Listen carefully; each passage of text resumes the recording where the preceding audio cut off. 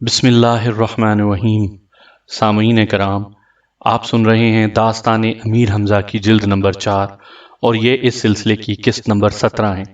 آپ اگر میرے چینل کہانی گھر پر نئے ہیں اور آپ نے ابھی تک میرا چینل سبسکرائب نہیں کیا تو میرے چینل کہانی گھر کو سبسکرائب کر لیجئے تاکہ نئی آنے والی ویڈیو کی اطلاع بر وقت آپ تک پہنچ سکے۔ عمرو عیار نے جب امیر حمزہ کو یہ خبر دی کہ شہزادی مہر نگار زندہ سلامت ہے تو وہ بے حد خوش ہوئے۔ عمرو کو گلے سے لگایا اور 10,000 اشرفیاں انعام میں دیں۔ اس کے بعد دوستوں سے مشورہ کرنے لگے کہ اب کیا کرنا چاہیے۔ عمرو نے کہا، آپ بالکل فکر نہ کریں، میں ان بدماشوں کی وہ درگت بناؤں گا کہ آئندہ ایسی حرکت کرنے کی جرت نہیں کریں گے۔ سب لوگ کالے رنگ کے ماتمی کپڑے پہن کر شہر مدائن کے اندر چلیں اور اپنی شکلیں ایسی بنا لیں کہ جو دیکھے یہ سمجھے کہ انہیں شہزادی کے مرنے کا بڑا رنج ہے۔ جب جنازہ آئے گا تب میں آپ کو تماشا دکھاؤں گا۔ سب نے عمرو عیار کی اس تدبیر کو پسند کیا۔ امیر حمزہ، لندھور، بہرام، سلطان بخت مغربی، عادی پہلوان اور مقبل وفادار نے کالے کپڑے پہنے اور آنکھوں سے آنسو بہاتے مدائن میں داخل ہوئے۔ دیکھا کہ شہر میں کوہرام مچا ہوا ہے، دکانیں اور بازار بند ہیں اور لاکھوں مرد، عورتیں، بچے، بوڑھے سڑکوں کے دونوں جانب جنازے کے انتظار میں کھڑے ہیں۔ ہر طرف سے رونے دھونے کی آوازیں اور بین کرنے کی آوازیں آ رہی ہیں۔ امیر حمزہ اور ان کے ساتھی نوشیروان کے محل میں پہنچے تو وہاں بھی یہی حال تھا۔ بادشاہ اور درباریوں نے سیاہ لباس پہن رکھا تھا اور آنکھوں پر رومال تھی۔ نوشیروان نے امیر حمزہ کو چھاتی سے لگایا اور بھرائی ہوئی آواز میں کہا، صبر کرو، قدرت کو یہی منظور تھا کہ شہزادی مہر نگار اس دنیا سے رخصت ہو۔ ہم تمہاری شادی کسی اور شہزادی سے کر دیں گے۔ امیر حمزہ گردن جھکائے بیٹھے رہے لیکن دل ہی دل میں بادشاہ کی اس اداکاری پر ہنستے تھے۔ تھوڑی دیر بعد نوشیروان نے محل میں حکم بھیجا کہ شہزادی کا جنازہ باہر لایا جائے۔ ملکہ کے پاس بادشاہ کا یہ حکم پہنچا تو اس نے مصنوعی جنازہ بھجوانے کی تیاریاں شروع کی اور بختک کی ماں سکرغار کو تلاش کرنے لگی، مگر اس کا کہیں پتہ نہ ملا۔ آخر ایک لونڈی نے سکرغار کی لاش باغ کے اندر پتوں کے ڈھیر کے نیچے دبی ہوئی دیکھی اور ملکہ کو اطلاع دی۔ سکرغار کی لاش دیکھ کر ملکہ کے حواس گم ہو گئے۔ دل میں کہنے لگی، یہ تو بہت برا ہوا، اس بڑھیا کو کس نے مارا؟ ضرور اس میں کوئی بھید ہے۔ یکایک ایک تدبیر اس کے ذہن میں آئی۔ شہزادی مہر نگار کی فرضی لاش کے لیے جو تابوت بنایا گیا تھا، ملکہ نے اس کے اندر سکرغار کی لاش کو بند کیا اور اس طرح مہر نگار کا جنازہ محل سے باہر آیا۔ پھر ملکہ نے بختک کو بلا کر اس سے کہا، تیری ماں سکرغار کو کسی دشمن نے مار ڈالا ہے اور ہم نے اسی کی لاش اس تابوت میں بند کر دی ہے۔ یہ سن کر بختک کے دل کی دھڑکن بند ہو گئی۔ سمجھ گیا کہ یہ حرکت سوائے عمرو عیار کے اور کوئی نہیں کر سکتا۔ پھر اسے خیال آیا کہ اگر کسی نے تابوت کھول کر دیکھا اور اس میں شہزادی مہر نگار کے بجائے سکرغار کی لاش پڑی پائی تو شہر میں غدر مچ جائے گا۔ اب ایسی ترکیب کروں کہ کوئی شخص تابوت کھولنے نہ پائے۔ اس نے اپنے قبیلے کے آدمیوں کو حکم دیا کہ تابوت کی حفاظت کریں اور کسی غیر شخص کو قریب نہ آنے دیں۔ بختک کے آدمی ننگی تلواروں کی حفاظت میں تابوت کو بڑے بازار میں لے گئے اور بختک خود سب سے آگے ماتم کرتا ہوا چلا۔ ادھر عمرو نے جنازہ آتے دیکھا تو جھٹ ایک سپاہی کا بھیس بدلا اور بارود کی بنی ہوئی چھچوندریں ایک بڑی سی ٹوکری میں چھپا کر بختک کے آدمیوں میں گھل مل گیا۔ وہ دھکم پیل کرتا ہوا بختک کے قریب جا پہنچا اور چپکے سے ایک چھچوندر جلا کر اس کے گریبان میں ڈال دی۔ بختک رونا پیٹنا سب بھول گیا۔ وہ آگ بجھانے کے لیے بے تحاشا ایک حوض کی طرف دوڑا اور پانی میں کود گیا۔ اب عمرو نے جلدی جلدی کئی چھچوندریں چھوڑیں۔ بختک کے سپاہی اپنے کپڑوں کو آگ سے بچانے کے لیے تتر بتر ہو گئے اور انہوں نے تابوت بھی زمین پر پٹک دیا۔ عمرو نے آگے بڑھ کر تابوت کا ڈھکنا کھولا اور لوگوں نے دیکھا کہ اس میں شہزادی مہر نگار کے بجائے بختک کی ماں سکرغار کی لاش بند ہے۔ نوشیروان اس لاش کو دیکھ کر ایسا بدحواس ہوا کہ اس کے رومال میں سے پیاز کی ایک گٹھی نکل کر زمین میں گر پڑی اس نے یہ گٹھی رومال میں چھپا رکھی تھی۔ جب وہ رومال آنکھوں کے قریب لے جاتا تو ان میں سے پانی بہنے لگتا۔ لوگ سمجھتے کہ بادشاہ رو رہا ہے۔ اسے روتا دیکھ کر دوسرے بھی رونے لگتے۔ عمرو نے کہا لگا کر کہا، بادشاہ سلامت، یہ باتیں آپ کی شان کے خلاف ہیں۔ نوشیروان نے شرم سے گردن جھکا لی اور کہنے لگا، یہ سب اس بدماش بختک کی شرارت ہے۔ عمرو عیار کچھ اور کہنے کا ارادہ کر رہا تھا کہ امیر حمزہ نے اسے ڈانٹا، خبردار، بادشاہوں کے سامنے ایسی باتیں نہیں کرتے۔ بادشاہ نے تابوت اٹھا کر بختک کے گھر بھیج دیا اور لوگوں کو حکم دیا کہ اپنے اپنے گھروں کو چلے جائیں۔ نوشیروان نے امیر حمزہ کو خلعت عطا کی اور محل میں جا کر شہزادی مہر نگار کو گلے سے لگایا۔ عمرو نے شہر میں منادی کرا دی کہ شہزادی زندہ سلامت ہے، بختک کی ماں سکرغار مر گئی ہے۔ جو لوگ رونا پیٹنا چاہیں وہ بختک کے مکان پر جائیں۔ اس واقعے کے کئی دن بعد امیر حمزہ نے نوشیروان کی خدمت میں عمرو عیار کو یہ پیغام دے کر بھیجا کہ اب شادی میں کیا دیر ہے۔ عمرو نے جب بادشاہ کو یہ پیغام دیا تو وہ سوچ میں پڑ گیا، پھر کہنے لگا، حمزہ سے کہو کہ 40 دن بعد شادی کریں گے، ابھی ہمیں سامان تیار کرنا ہے۔ یہ سن کر عمرو ہنسا اور ہاتھ باندھ کر بولا، عالی جا، آپ 7 سلطنتوں کے بادشاہ کہلاتے ہیں، آپ کے خزانے میں کس چیز کی کمی ہے؟ نوشیروان نے بزرج مہر سے مشورہ کیا اور بزرج مہر نے ایک رکا امیر حمزہ کے نام لکھا کہ 30 دن بعد تمہاری شادی شہزادی مہر نگار سے کر دی جائے گی۔ امیر حمزہ یہ رکا پڑھ کر بہت خوش ہوئے اور ایک ایک دن بے چینی سے گننے لگے۔ ادھر بختک نامراد نے جب یہ خبر سنی کہ بادشاہ 1 مہینے بعد شہزادی مہر نگار کی شادی امیر حمزہ سے کر دے گا تو اس کے تن بدن میں آگ لگ گئی۔ اسی وقت گھوڑے پر سوار ہو کر نوشیروان کے محل میں گیا اور کہنے لگا، حضور، اگر شہزادی کی شادی امیر حمزہ سے ہو گئی تو آپ ساری دنیا میں بدنام ہو جائیں گے۔ ہر ملک کا بادشاہ کہے گا کہ نوشیروان نے ایک معمولی عرب سے اپنی بیٹی بیاہ دی، اس سے آپ کی دھاک ختم ہو جائے گی اور ممکن ہے کہ رعایا بھی بغاوت کر دے۔ غرض بختک نے ایسی باتیں کی کہ نوشیروان ڈر گیا، دل میں کہا کہ واقعی بختک سچ کہتا ہے، امیر حمزہ کی شادی کسی طرح بھی مہر نگار سے نہیں ہونی چاہیے، اس میں میری بدنامی ہے، لیکن اب تو شادی کا وعدہ کر چکا تھا اور وعدے سے پھر جانا بادشاہوں کی شان کے خلاف ہے۔ اس نے بختک سے کہا، تم ہی کوئی تدبیر سوچو، میں تو امیر حمزہ کو زبان دے چکا ہوں۔ حضور، تدبیر میں نے سوچ لی ہے، آج سے 3 دن بعد آپ دربار عام لگانے کا حکم دیں اور اس میں امیر حمزہ کو بھی بلائیں۔ میں اپنے چند آدمیوں کو سکھا پڑھا کر بھیجوں گا، وہ انصاف کی زنجیر ہلائیں گے۔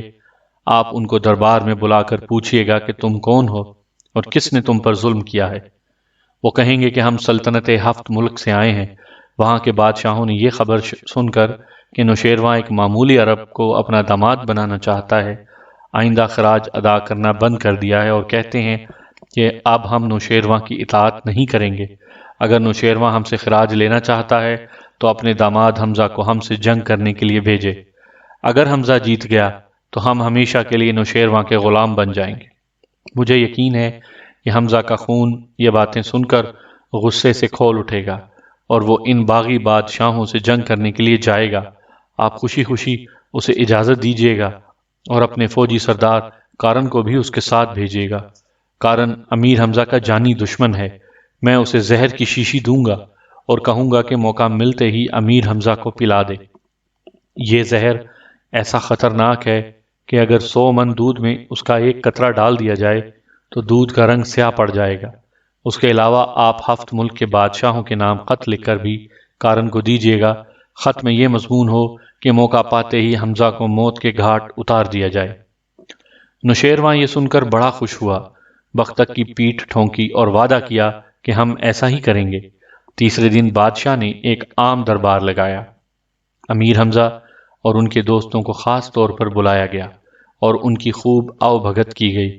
بادشاہ نے اپنے ہاتھ سے شربت کا ایک پیالہ بھر کر امیر حمزہ کو دیا اور وہ اسے پینا ہی چاہتے تھے کہ زنجیر عدل کے ساتھ بندھی ہوئی گھنٹیاں زور زور سے بجنے لگیں۔ نوشیروان نے کہا، فریادیوں کو فوراً ہمارے حضور میں حاضر کیا جائے۔ چوبداروں نے 5 آدمیوں کو بادشاہ کے سامنے پیش کر دیا۔ ان کے کپڑے پھٹے ہوئے تھے، سروں پر خاک پڑی ہوئی تھی، ہاتھوں پیروں پر زخموں کے نشانات تھے۔ نوشیروان کے سامنے یہ لوگ سجدے میں گر گئے اور دھاڑیں مار مار کر رونے لگے۔ بادشاہ نے کہا تم لوگ کون ہو اور تمہاری یہ حالت کس نے بنائی؟ ہم اسے ایسی سزا دیں گے کہ اس کی 7 پشتیں یاد رکھیں گے۔ ان لوگوں نے کہا ہم حضور کے حکم سے 7 ملک گئے تھے اور وہاں کے بادشاہوں سے خراج مانگا تھا، مگر انہوں نے خراج دینے سے انکار کر دیا اور کہا کہ تمہارا بادشاہ بہت ذلیل ہے، وہ اپنی شہزادی کی شادی ایک معمولی عرب سے کر رہا ہے۔ ایسے ذلیل بادشاہ کی اطاعت کرنے کے لیے ہم تیار نہیں ہیں، نکل جاؤ یہاں سے۔ نوشیروان تخت سے اٹھ کر کھڑا ہو گیا اور اس کے کھڑے ہوتے ہی تمام حاضرین بھی اٹھ کھڑے ہوئے۔ بادشاہ نے گرج کر کہا فوجوں کو تیاری کا حکم دیا جائے، ہم خود 7 ملک کے بادشاہوں کو سزا دینے کے لیے جائیں گے۔ امیر حمزہ نے شربت کا پیالہ ہاتھ سے رکھ دیا اور ادب سے بولے عالی جا، جب تک آپ کا یہ خادم زندہ ہے آپ کو خود کہیں جانے کی ضرورت نہیں، مجھے حکم دیجئے کہ میں لشکر لے کر جاؤں اور باغیوں کو سزا دوں۔ نوشیروان نے امیر حمزہ کی طرف دیکھا اور کہا نہیں، بار بار تمہیں لڑائی کے لیے بھیجتے ہوئے ہمیں شرم آتی ہے، تم اپنی شادی کا انتظام کرو، ہم جنگ کرنے جاتے ہیں۔ جہاں پناہ یہ آپ کیا فرماتے ہیں؟ میری جان آپ پر قربان، میں قسم کھاتا ہوں کہ جب تک 7 ملک کے بادشاہوں کو خوفناک سزا نہ دوں گا شادی نہ کروں گا، اور اگر میں لڑائی میں کام آ گیا تو حضور کو اختیار ہے کہ شہزادی کی شادی جس سے جی چاہے کر دیں۔ نوشیروان سر جھکا کر غور کرنے لگا، پھر بزرج مہر سے پوچھا آپ کیا کہتے ہیں، امیر حمزہ کو لڑائی پر بھیج دیا جائے؟ جی ہاں، یہی بہتر ہے، بزرج مہر نے جواب دیا، مگر یہ مناسب ہوگا کہ وہ اپنے کسی دوست کو مدائن میں چھوڑ جائیں تاکہ شہزادی کو دشمن کسی قسم کا نقصان نہ پہنچا سکیں۔ میری بھی یہی خواہش ہے، امیر حمزہ نے خوش ہو کر کہا۔ اگر جہاں پناہ اجازت دیں تو میں اپنے عزیز دوست بہرام کو مدائن میں چھوڑے جاتا ہوں۔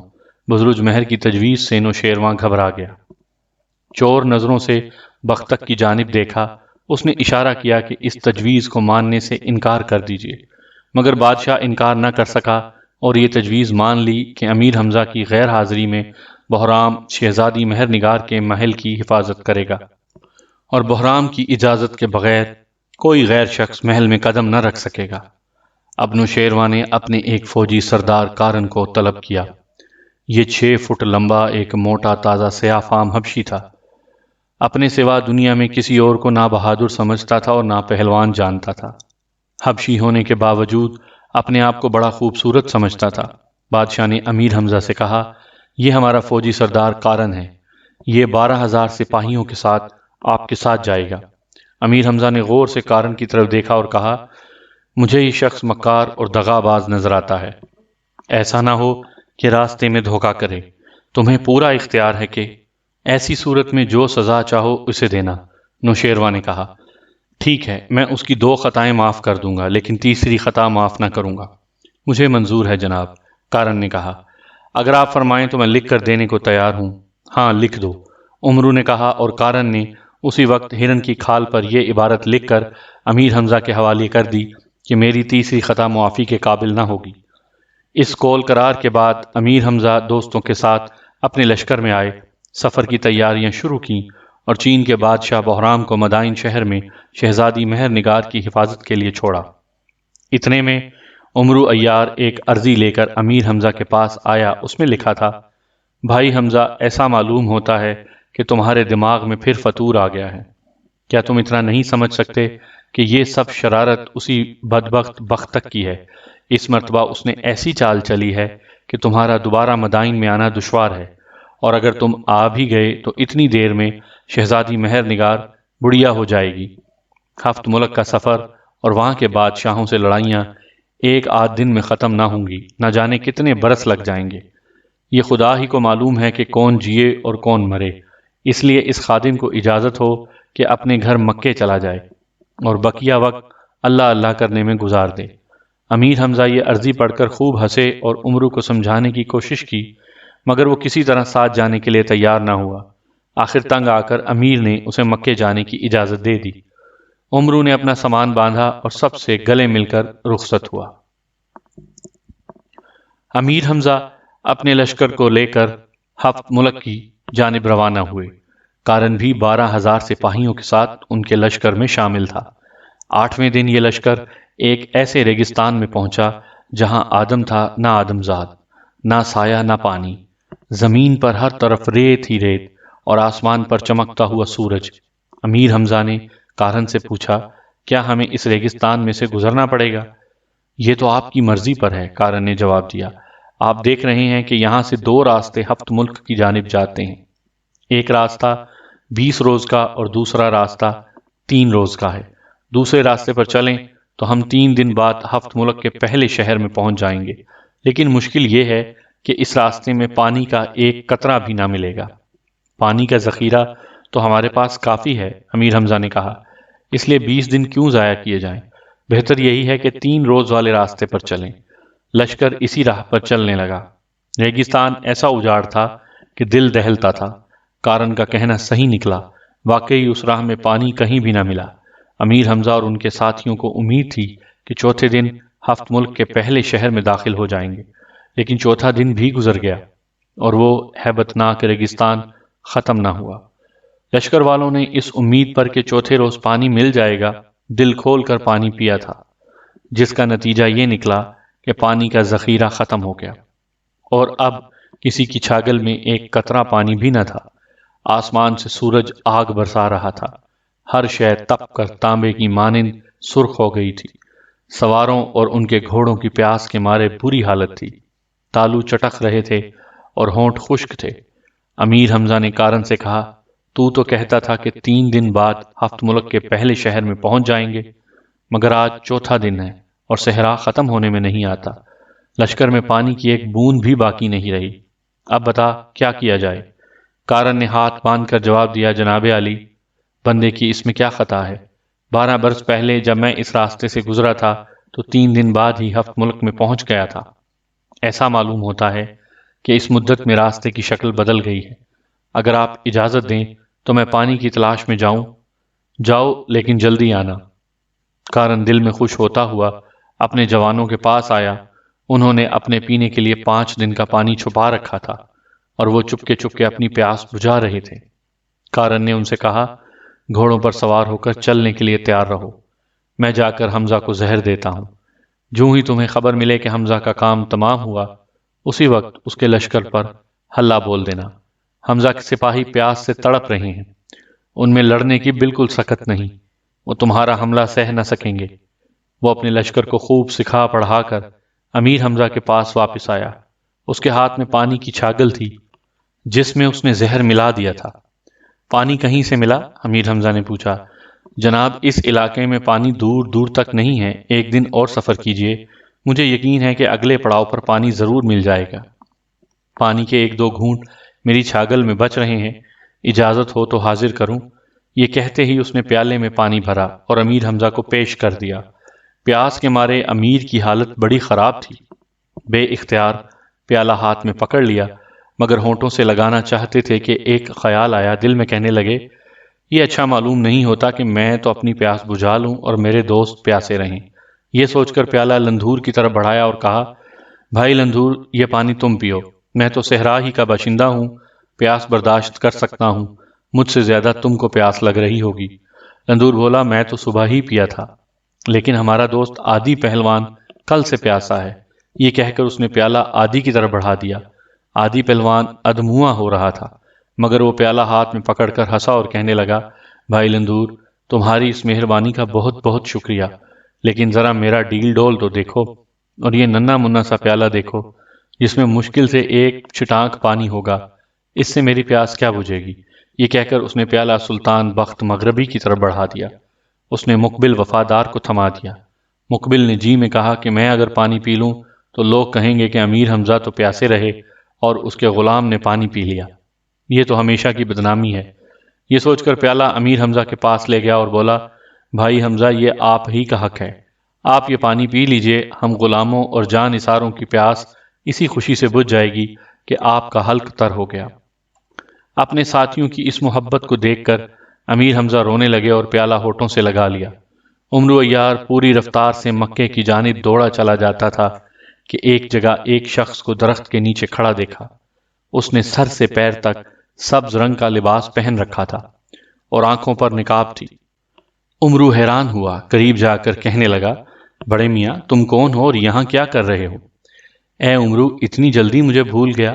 میرا نام خضر ہے۔ ابھی ابھی کارن حبشی نے امیر حمزہ کو زہر ملا پانی دیا ہے اور وہ پیالہ اپنے ہونٹوں سے لگائے ہوئے ہیں۔ دیر نہ کر، فوراً وہاں پہنچ اور پیالہ ان کے ہاتھ سے چھین کر پھینک دے، لیکن یہیں سے آواز لگاتا جا کہ پانی نہ پینا، پانی نہ پینا۔ ہوا تیری آواز کو حمزہ کے کانوں تک پہنچائے گی۔ اس کے بعد حضرت خضر نے عمرو کو ایک چشمے کا پتہ بتایا اور غائب ہو گئے۔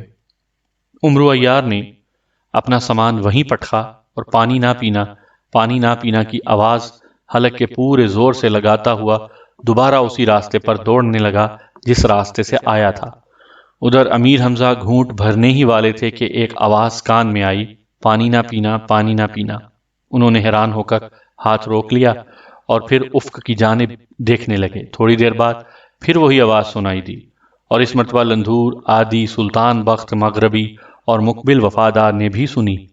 وہ دل میں کہنے لگے، یا الہی، یہ کیا بھید ہے؟ آواز تو عمرو عیار کی معلوم ہوتی ہے، مگر وہ یہاں کہاں؟ وہ تو مکے میں بیٹھا آرام کر رہا ہوگا۔ اچانک دھول کا ایک بادل صحرا میں اٹھا اور قریب آنے لگا۔ عمرو کی آواز اسی بادل میں سے آ رہی تھی۔ کارن کہنے لگا، جناب آپ اس آواز کی طرف توجہ نہ دیں اور پانی پی لیں۔ صحراؤں میں جن بھوت رہتے ہیں اور وہ ایسی آوازیں پیدا کر کے لوگوں کو ڈرایا کرتے ہیں۔ یہ سن کر امیر حمزہ نے پیالہ دوبارہ لبوں تک لگایا ہی تھا کہ پھر وہی آواز آئی، پانی نہ پینا، پانی نہ پینا۔ امیر حمزہ نے ہاتھ روک لیا۔ اچانک کیا دیکھتے ہیں کہ گرد کے بادل میں سے عمرو دوڑا آتا ہے اور ہاتھ اٹھا اٹھا کر چلا رہا ہے، پانی نہ پینا، اے حمزہ پانی نہ پینا۔ پھر آنن فانن اس نے نزدیک آ کر وہ پیالہ چھینا اور زمین پر پھینک دیا۔ پانی جوں ہی ریت پر گرا، زمین پھٹ گئی اور اس کا رنگ سیاہ ہو گیا۔ پانی کا ایک قطرہ امیر حمزہ کے موزے کے چمڑے میں سے گزرتا ہوا پاؤں پر آیا اور تلوے میں سے ہو کر نکل گیا۔ تب سب کو معلوم ہوا کہ پیالے میں پانی نہیں، زہر قاتل تھا۔ کارن حبشی نے بھانڈا پھوٹتے دیکھا تو جھٹ اپنے گھوڑے کو ایڑ لگائی اور بھاگا۔ اس کے لشکریوں نے اس کو یوں آتے دیکھا تو سمجھے کہ امیر حمزہ کا کام تمام ہوا۔ سوچے سمجھے بغیر انہوں نے تلواریں، نیزے، بھالے اور کلہاڑیاں اٹھائیں اور امیر حمزہ کی فوج پر حملہ کر دیا۔ کارن انہیں روکتا ہی رہا، مگر اس کی چیخ و پکار کسی کے کانوں تک نہ پہنچی۔ ادھر لندھور نے اپنا فولادی گرز سنبھالا، مقبل وفادار نے تیر چلانے شروع کیے، سلطان بخت مغربی نے تلوار کے جوہر دکھائے اور عادی پہلوان غصے سے کانپتا ہوا مست ہاتھی کی طرح دشمن کی طرف جھپٹا۔ جو شخص بھی اس کے ہاتھ آ جاتا زندہ نہ بچتا۔ دیکھتے ہی دیکھتے ان بہادروں نے کشتوں کے پشتے لگا دیے اور کارن کے 12,000 سپاہیوں میں سے 10,000 کو گاجر مولی کی طرح کاٹ کر ڈال دیا۔ عمرو کارن کی تلاش میں پھر رہا تھا، لیکن اس کا کہیں پتہ نہ تھا۔ دراصل کارن کے کچھ ساتھی پہلے ہی اسے لے کر نکل بھاگے تھے۔ عمرو اب سب لوگوں کو چشمے پر لایا جس کا پتہ حضرت خضر نے بتایا تھا۔ یہاں ہر ایک نے جی بھر کر پانی پیا اور اپنی اپنی مشکوں اور چھاگلوں میں پانی بھر لیا۔ اس کے بعد خدا کا نام لے کر آگے چل پڑے اور 5 دن تک صحرا میں سفر کرتے رہے۔ آخر چھٹے روز ایک چھوٹی سی بستی کے آثار دکھائی دیے۔ سب کی جان میں جان آئی۔ اس بستی کا سردار امیر حمزہ کے استقبال کو آیا۔ اس کی زبانی معلوم ہوا کہ چند روز پہلے ایک حبشی پہلوان اپنے 10-12 ساتھیوں کے ہمراہ یہاں آیا تھا اور لوٹ مار کر کے چلا گیا۔ امیر حمزہ سمجھ گئے کہ وہ کارن ہی ہوگا۔ بستی کے سردار نے یہ بھی بتایا کہ ہفت ملک کا پہلا شہر یہاں سے 800 کوس دور ہے، لیکن گھبرانے کی ضرورت نہیں، راہ میں ٹھنڈے اور میٹھے پانی کے بے شمار چشمے ملیں گے۔ امیر حمزہ نے خوش ہو کر سردار کو انعام و اکرام دیا تو وہ راہ بتانے کے لیے ساتھ جانے پر آمادہ ہو گیا۔ امیر نے اسے ساتھ لیا۔ 2 روز بعد اس لشکر نے صحرا میں قیام کیا۔ قریب ہی ایک چشمہ تھا جس کا پانی حوض میں جمع ہو رہا تھا۔ لشکر میں چند پالتو کتے بھی تھے۔ وہ دوڑتے ہوئے گئے اور پانی میں منہ ڈال دیا، مگر پانی پیتے ہی ان کے جسم خشک پتے کی طرح تھر تھر کانپنے لگے اور پھر سرد پڑ گئے۔ سپاہیوں نے کتوں کے مرنے کی خبر امیر حمزہ تک پہنچائی۔ وہ خود حوض کے پاس آئے اور پانی کی رنگت دیکھتے ہی کہہ دیا کہ اس میں زہر ملایا گیا ہے، یہاں سے کوئی شخص پانی نہ پیے۔ یہ حرکت بھی اسی بدماش کارن کی تھی۔ امیر حمزہ کی ہدایت پر نئے کنویں کھودے گئے اور خدا کی قدرت کہ ان میں سے پانی نکل آیا۔ سب لشکر اور گھوڑوں نے پانی پیا اور آگے چلے۔ راستے میں جتنے چشمے ملے سب کے پانی میں زہر ملا ہوا تھا۔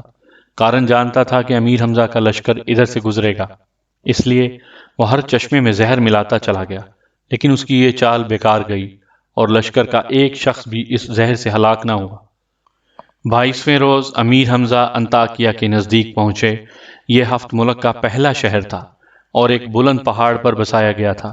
پورا شہر ایک سنگین قلعے کے اندر تعمیر کیا گیا تھا اور قلعے کی دیواریں اتنی اونچی تھیں کہ ان پر کمند بھی نہیں پھینکی جا سکتی تھی۔ پہاڑ کے دامن میں ایک طوفانی دریا بہہ رہا تھا۔ امیر حمزہ کا لشکر اسی دریا کے کنارے اترا اور خیمے لگا لیے۔ قارن پہلے ہی سے قلعے میں پہنچ کر وہاں کے حاکم کو نوشیروان کا خط دکھا چکا تھا۔ شہر انطاکیہ کے 3 قلعے تھے اور یہ تینوں قلعے ایک دوسرے سے 12 کوس کے فاصلے پر تھے۔ تینوں قلعوں کے حاکم سگے بھائی تھے۔ پہلے قلعہ دار کا نام حام، دوسرے کا سام اور تیسرے کا نام مہد زریں تھا۔ قارن نے باقی 2 قلعے داروں کو بھی نوشیروان کا خط دکھایا اور کہا کہ عرب کا ایک نوجوان امیر حمزہ لشکر لے کر آ رہا ہے۔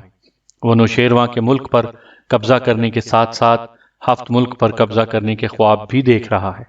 نہایت طاقتور اور جی دار جوان ہے اور اس کے ساتھ ہندوستان کا نامور بادشاہ لندھور بھی ہے۔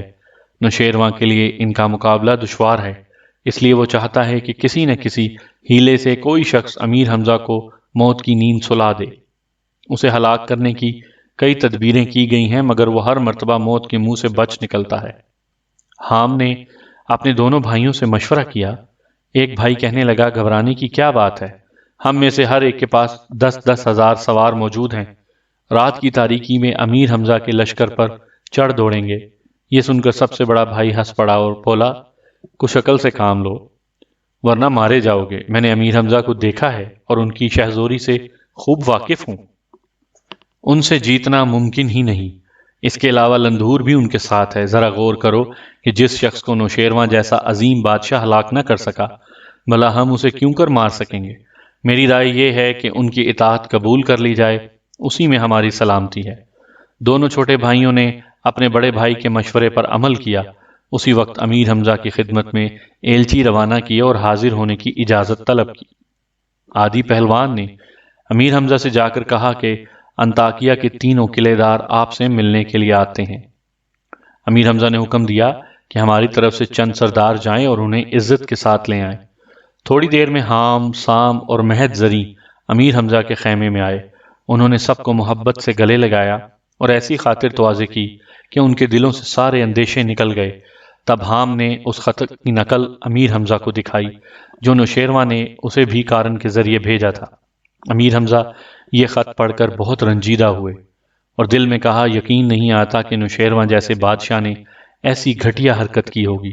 ممکن ہے قارن نے مجھ کو نوشیروان سے بدظن کرنے کے لیے یہ جعلی خط بنایا ہو، پھر بھی اس کی تصدیق ضروری ہے۔ اسی وقت مقبل وفادار کو طلب کر کے حکم دیا کہ مدائن کی جانب کوچ کرو اور یہ خط نوشیروان کو دکھا کر پوچھو کہ کیا تم نے یہ خط لکھوایا ہے۔ مقبل وفادار نے چند سپاہیوں کو ساتھ لیا اور مدائن کی طرف روانہ ہو گیا۔ کئی دن تک انطاکیہ میں قیام کرنے کے بعد امیر حمزہ اگلی منزل کی جانب چلے۔ تینوں قلعہ دار حام، سام اور مہد زریں بھی ان کے ساتھ جانے کے لیے ضد کرنے لگے۔ آخر امیر حمزہ نے انہیں بھی لشکر میں شامل کرنے کی اجازت دے دی۔ انطاکیہ سے 15 میل دور شہر اعلانیہ آباد تھا اور وہاں کے حاکم کو انیس کہتے تھے۔ قارن حبشی اس دوران میں نوشیروان کے خط کی نقل انیس کو پہنچا کر آگے جا چکا تھا۔ اعلانیہ کا حاکم بڑا شریر، بدذات اور مکار آدمی تھا۔ لڑنے بھیڑنے کی اس میں جرت نہ تھی، ہاں مکر اور فریب کے ہتھیاروں سے کام لینا خوب جانتا تھا۔